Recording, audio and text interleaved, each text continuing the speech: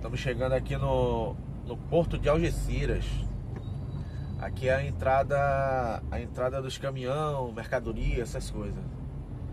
E a entrada dos trabalhadores também, que tem muita empresa aí dentro. Tem uma outra entrada no fundo da onde a gente vai passar, que lá acho que é só autorizado quem tem cartão para passar, essas coisas assim do tipo. Aqui é quem não tem, é mais um livre acesso.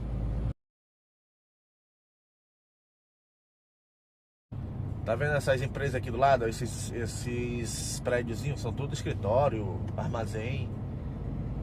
Isso aqui tem muito ali pra frente. Aqui do lado esquerdo é onde ficam os contentores.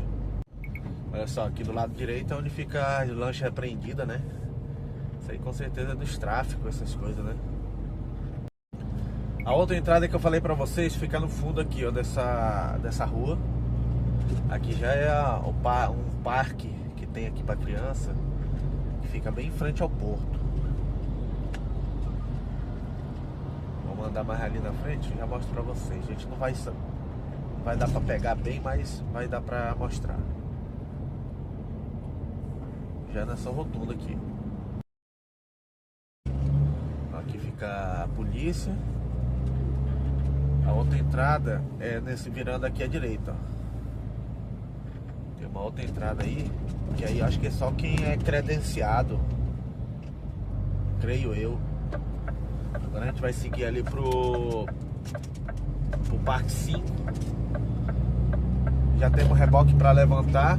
Vamos desengatar esse e seguir ali pro Parque Continental, pra gente subir novamente. Acho que a gente vai pra Barcelona. Ainda não estou confirmado ainda, mas acredito que seja Barcelona. Vamos ver se o parque aqui tá aberto pra gente soltar esse reboque, senão a gente vai ter que procurar outro. Hoje ainda é quinta-feira, os parques não estão cheios não. Provavelmente está aberto, vamos ver. Tá aberto. Vamos entrar aqui.